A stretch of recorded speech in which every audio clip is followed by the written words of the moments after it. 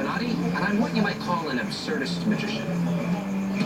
When I first found out that magic wasn't real, I wasn't disenchanted with it. I actually found it more interesting. I found the concept of using one's intellect to create the illusion of something happening was far more interesting than the idea that I could do real magic. When I am doing a trick, I am sharing the experience with them. I don't like going out there and saying, hey, look what I can do. I like to say, wow, look at this, isn't this cool? And I want to watch this with you. I want to tell a story, and I'll say, here's what you think you know about reality, and I'll try and challenge that, and you think what I thought is impossible isn't so impossible after all.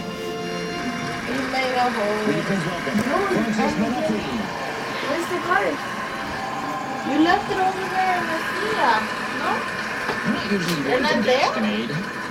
A 13-point word for brag. But I'm a pretty mean Scrabble player. Just came back from England, and I found their Scrabble sets are a little different. They have a green tile rack. The tiles themselves are also plastic, which makes it impossible for certain family members and friends to use the wood grains to cheat. In Scrabble, you have 100 letter tiles. You take some of them, you rearrange them to make the best word possible, right? We're going to play a little game. I need 7 of you. We're going to take the first row and the third row. That's 2, that's 5. Would you just join me on stage? A warm round of applause will follow you up here.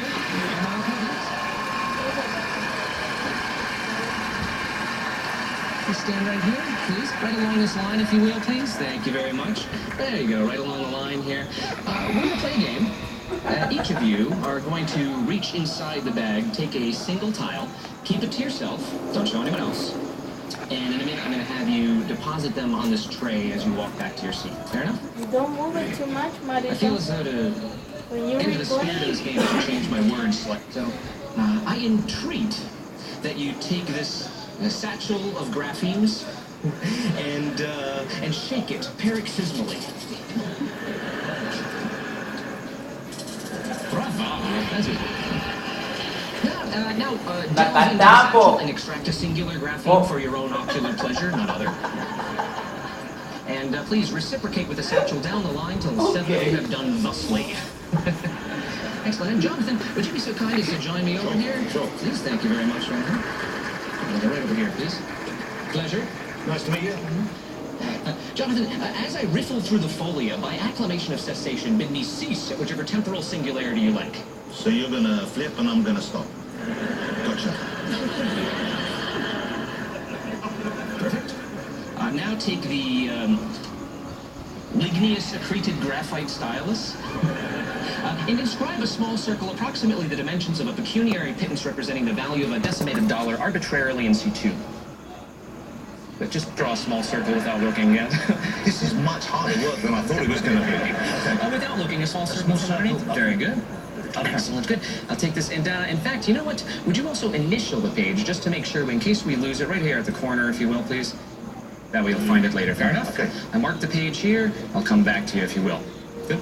Will I hold this? Please. Naturally,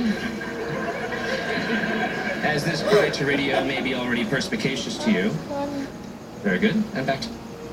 While words may be diverting and pulchritudinous, they can, if overused, cognitively perturb, but also be a pleonastic and intellectual fardle to the auditor. I said fardle.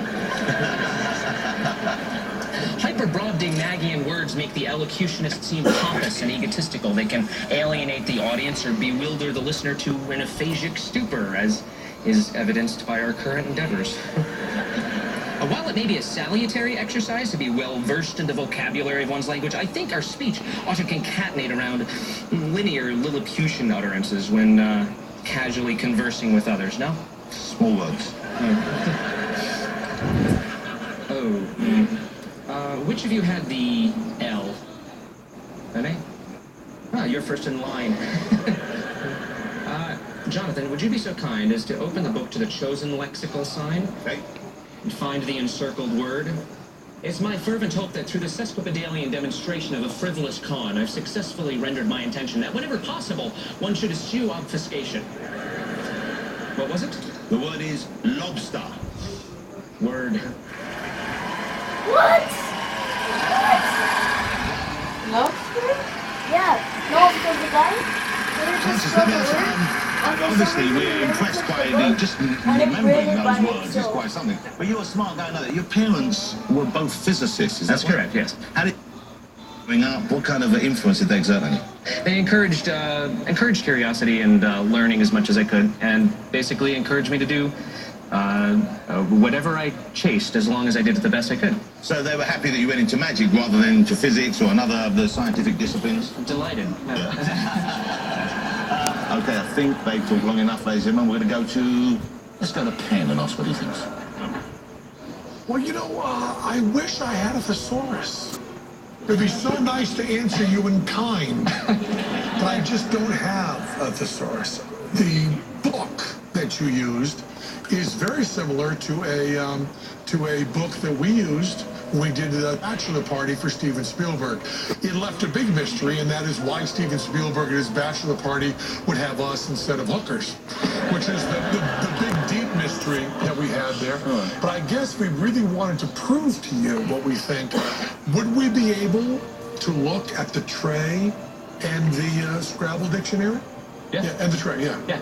This And the big tray, yeah. Oh, and the big tree. Yeah. Okay. You want the table as well? Are you here, man?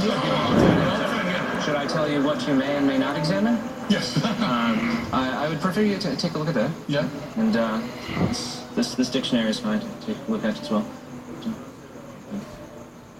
But And anything I've got in my pockets is yours. What do you... can you give us maybe a hint as to what you might be looking for without giving away too much? Well, if what we're looking for we can't find, we're not giving away much there, are we?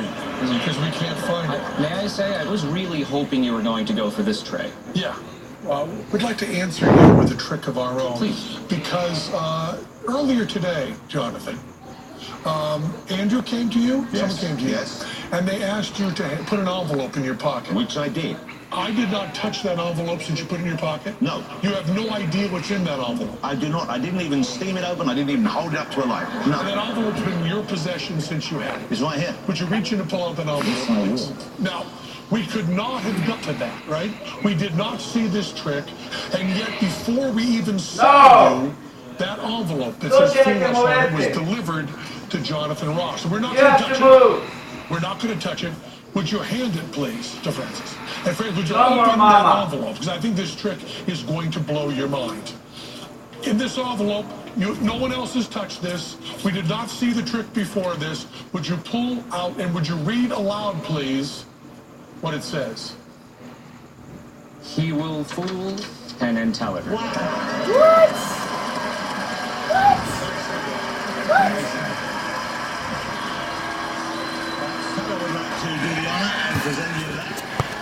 They knew that they were gonna fool him. I don't know.